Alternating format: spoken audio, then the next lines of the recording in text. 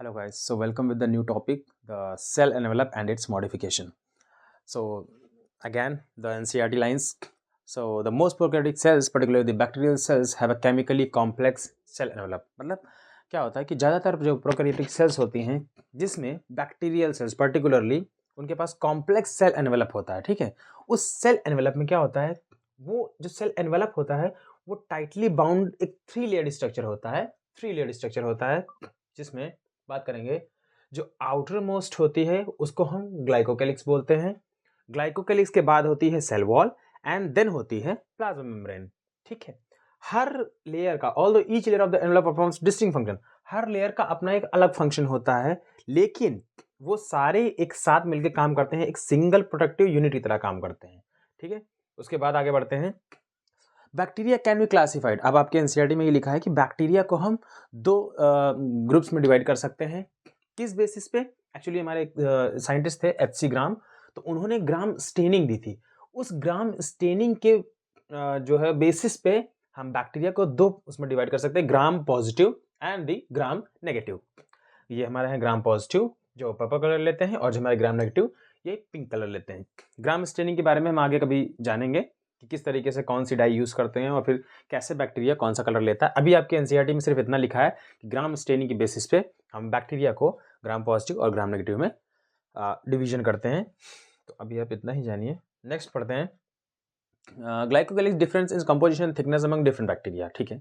तो जो ग्लाइकोकेलिक्स जो हमारी आउटर मोस्ट लेयर थी वो भी दो तरीके की होती है, ठीक है। वो लूज शीथ हो सकती है जिसको हम स्लाइम लेयर बोलते हैं, और कईयों में वो थिक एंड टफ, ये देखिए कितनी लूज है, और ये थिक एंड टफ भी हो सकती है जिसको हम क्या बोलेंगे, कैप्सूल बोलेंगे। तो जो कैप्सूल होता है वो मोस्टली पैथोजेनिक होते हैं, जो कैप्सूलेटेड जो बैक्टीरिया जिसमें कैप्सूल होती है।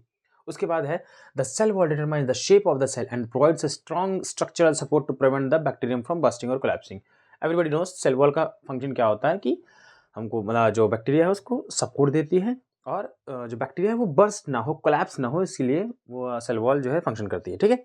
उसके बाद है a special membranous structure is the mesosome. Mesosome हम इसके बारे में पहले पढ़ चुके हैं कि मीजोसोम जो है प्लाज्मा मेम्ब्रेन का एक्सटेंशन है, उसी से फॉर्म होता है। मीजोसोम के स्ट्रक्चर फंक्शन हम बता चुके हैं आपको, डीएनए रेप्लिकेशन और इस तरीके से है ना, ये सारे फंक्शन हमने बता रखे हैं।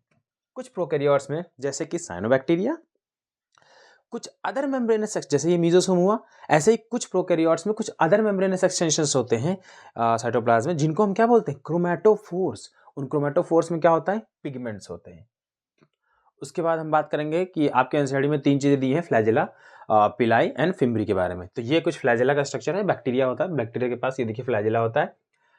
जो तीन जो बड़े पार्ट होते हैं वो होते हैं filament, hook and basal body होती है, ठीक है। ये आप बस पढ़ने के लिए देख सकते हैं कि हाँ इस तरीके से ये पूरा फ्लैजेला का स्ट्रक्चर होता है। फंक्शन आपको पता होना चाहिए। ये देखिए फ्लैजेला है, क्या करता है, मूवमेंट में मदद करता है, बैक्टीरिया के मूवमेंट में मदद करता है।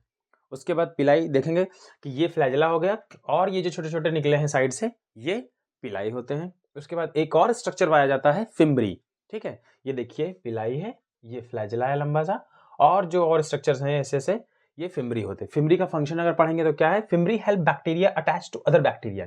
यानी अगर एक बैक्टीरिया को दूसरे बैक्टीरिया से या फिर होस्ट सेल से या फिर सरफेसेस से अटैच होना है तो फिम्ब्री का यूज करता है वो। They help bacteria invade, obviously वो होस्ट टिश्यू से ऐसे बाइंड होगा, तो जब बाइंड होने के बाद वो उसके अंदर जाएगा, तो जो अटैचमेंट दे रहा है वो फिम्ब्री दे रहा है।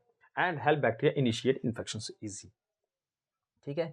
तो ये था हमारा आज का topic, cell envelope and its modification. Next topic हम जो पढ़ने वाले हैं वो है हमारा राइबोसोम्स एंड इंक्लूजन बॉडीज।